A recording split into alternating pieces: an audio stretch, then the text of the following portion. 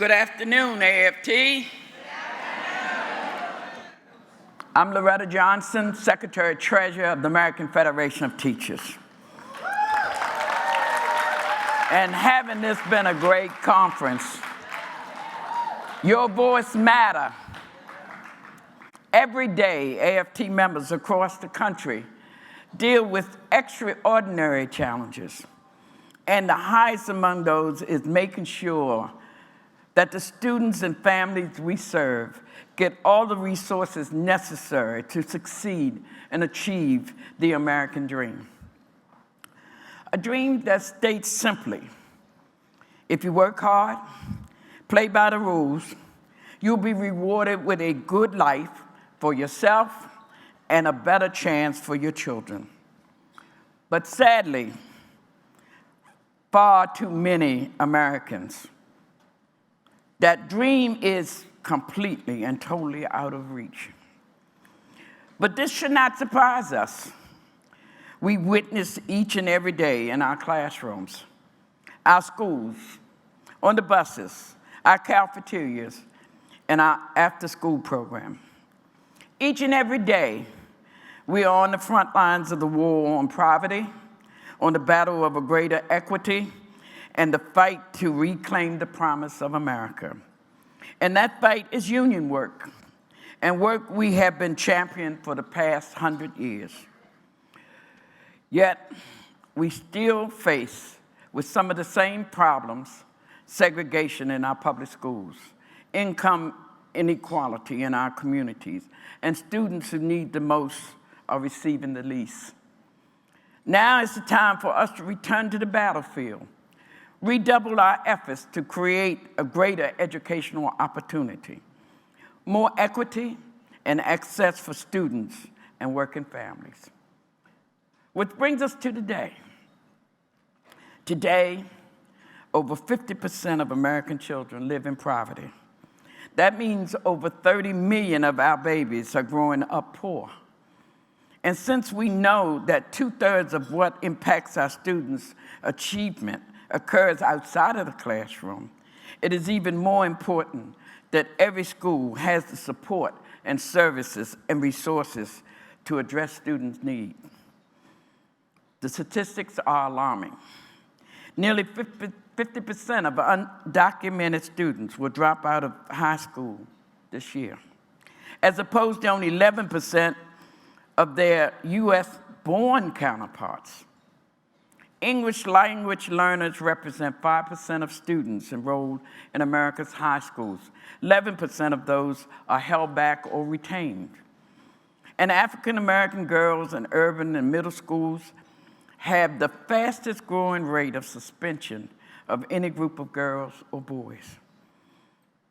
As the mother and grandmother of Black sons and grandsons, I know firsthand the danger for Black males face, from racial profiling, the perils of driving or walking while Black, and that is exactly what we saw played out in my hometown of Baltimore.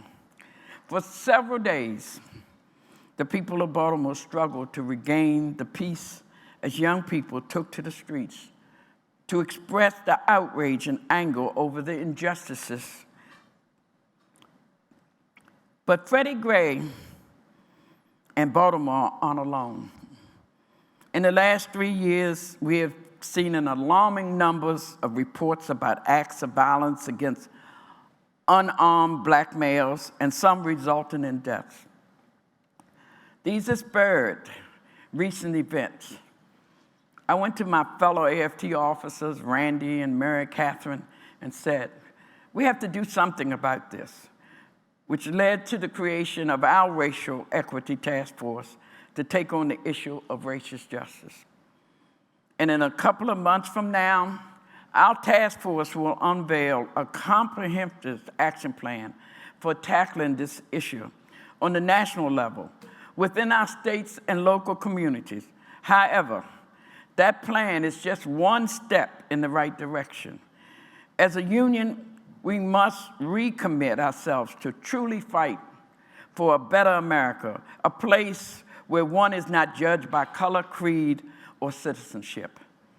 An America where Black lives matter, Black girls achieve, brown boys stay in school, and all boys and girls get education and resources they need.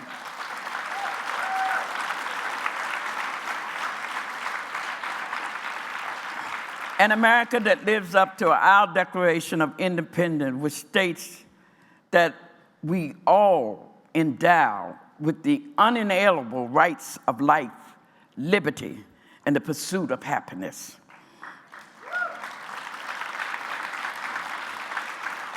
And it is that pursuit of happiness that should push us to be, in the words of the anthropologist Margaret Mead, a small group of thoughtful, committed citizens.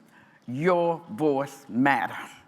A small group of citizens that can change the world. And AFT, we can do that. And that is what this morning plenary session is all about.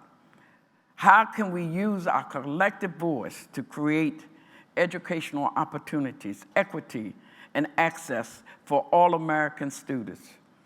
And now, it is my pleasure to introduce this morning moderator, Judith Brown Dianis, who is co-director of the VANCE project and has an extensive background in civil rights litigation, and advocacy in the area of voting, education, housing, and employment. For years, Judith has used her legal expertise to protect the rights of people of color in the midst of some of the greatest civil rights battles of our time, including in New Orleans after Hurricane Katrina, and in Ferguson, Missouri after the murder of Michael Brown.